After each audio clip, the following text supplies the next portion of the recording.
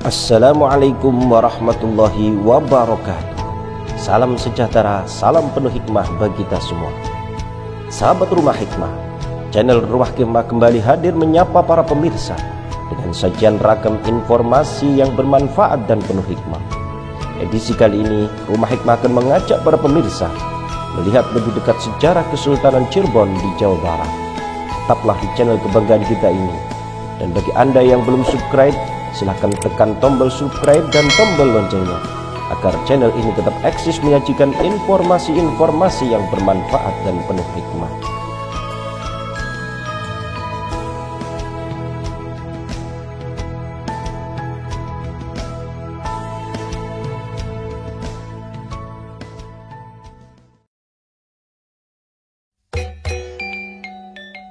Kesultanan Cirebon adalah sebuah kesultanan Islam ternama di Jawa Barat pada kurun abad ke-15 dan 16 Masehi.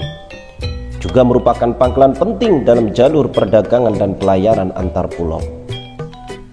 Lokasinya di pantai utara Pulau Jawa yang merupakan perbatasan antara Jawa Tengah dan Jawa Barat, membuatnya menjadi pelabuhan dan jembatan antara kebudayaan Jawa dan Sunda, sehingga tercipta suatu kebudayaan yang khas, yaitu kebudayaan Cirebon yang tidak didominasi kebudayaan Jawa maupun kebudayaan Sunda. Cirebon pada awalnya adalah sebuah duku kecil yang dibangun oleh Ki Gedeng Tapa, yang lama-kelamaan berkembang menjadi sebuah desa yang ramai dan diberi nama Caruban, yang berarti campuran, karena di sana bercampur para pendatang dari berbagai macam suku bangsa, agama, bahasa, adat istiadat, dan mata pencaharian yang berbeda-beda untuk bertempat tinggal atau berdagang. Ki Gedeng Tapa juga dikenal dengan nama Ki Gedeng Jumatan Jati. Mulai membuka hutan ilalang, kemudian membangun sebuah gubuk dan sebuah tajuk pada tanggal 1 Syuro 1358 tahun Jawa atau bertepatan dengan tahun 1445 Masehi. Kuwu atau kepala desa Caruban yang pertama adalah Ki Gedeng Alang-Alang, sedangkan pengreksa bumi atau wakilnya diangkatlah Raden Walang Sungsang.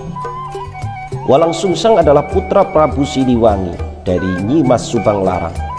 Nyimas Subang Larang tak lain adalah putri dari Ki Gedeng Tapa.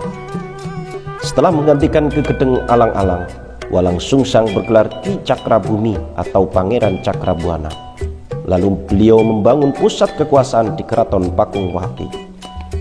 Sepulang menunaikan ibadah haji, Pangeran Cakrabuana disebut Haji Abdullah Iman.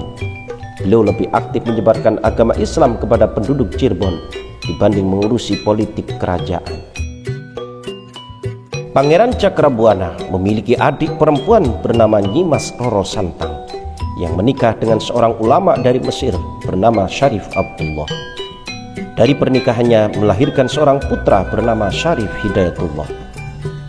Pada tahun 1479 Masehi, Pangeran Cakrabuana menyerahkan kekuasaan Cirebon kepada Syarif Hidayatullah yang kemudian bergelar Sinuhun Kanjeng Susuhunan Jati Purbo Panatep Panotogomo Aulia Allah Kutub Zaman Khalifatur Rasul.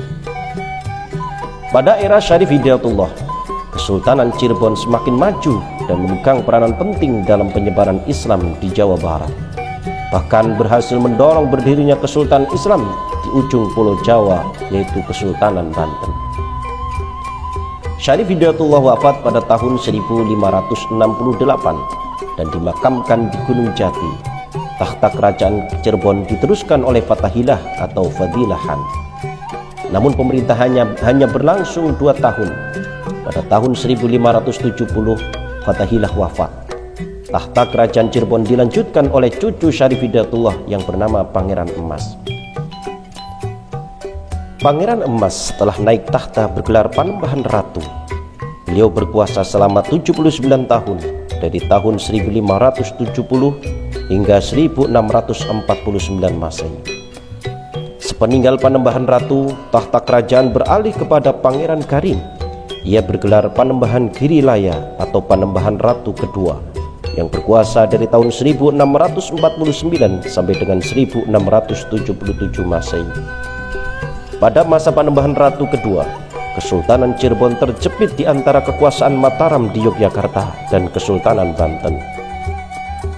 Banten merasa curiga sebab Cirebon dianggap lebih mendekat ke Raja Amangkurat pertama, yang berkebetulan adalah mertua dari Panembahan Girilaya. Sementara itu, Mataram juga merasa curiga bahwa Cirebon tidak sungguh-sungguh mendekatkan diri ke Mataram, karena Panembahan Girilaya dan Sultan Ageng Tirtayasa dari Banten adalah sama-sama keturunan Pajajaran. Kondisi ini memuncak dengan meninggalnya Panembahan Girilaya di Kartasura dan ditahannya Pangeran Martawijaya dan Pangeran Kertawijaya di Mataram. Pada masa Pangeran Wangsakerta yang menggantikan Pangeran Girilaya, Kesultanan Cirebon di bawah pengaruh besar Kerajaan Banten. Beliau meminta bantuan Ki Ageng Tirtayasa untuk membebaskan dua pangeran Cirebon, yaitu Pangeran Mertawijaya dan Pangeran Kartawijaya. Usaha itu membuahkan hasil. Kedua pangeran tersebut dapat dibebaskan dari tahanan Mataram. Kerajaan Cirebon kemudian dibagi menjadi 3 kekuasaan, yaitu Kanoman, Kasepuan, dan Kacirebonan. Keraton Kasepuan dipimpin oleh Pangeran Martawijaya dengan gelar Sultan Sepuh Abil Makarimi Muhammad Samsuddin yang berkuasa dari tahun 1677 hingga 1703. Keraton Kanoman dipimpin oleh Pangeran Kertawijaya dengan gelar Sultan Anom Abil Makarimi Muhammad Badruddin yang berkuasa dari 1677 hingga 1723. Sedangkan Kacirebonan diserahkan kepada Panembahan Wangsakerta dengan gelar Pangeran Abdul Kamil Muhammad Nasaruddin atau Panembahan Tohpati. Dan Kacirebonan hanya berfungsi sebagai tempat belajar para intelektual keraton. Awal mulanya Kanoman dan Kasepuan dapat hidup damai dan rukun. Namun pada saat peralihan kekuasaan dari Sultan Anom keempat pada tahun 1798, ada salah satu putranya yang bekerja sama dengan Belanda untuk mendirikan kesultanan sendiri dengan nama Kesultanan Kacirebonan.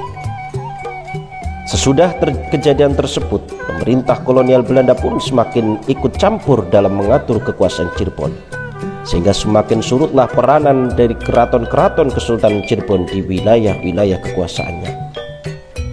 Puncaknya terjadi pada tahun 1906 dan 1926, di mana kekuasaan pemerintahan Kesultanan Cirebon secara resmi dihapuskan dengan disahkannya Cimenti Cirebon atau Kota Cirebon.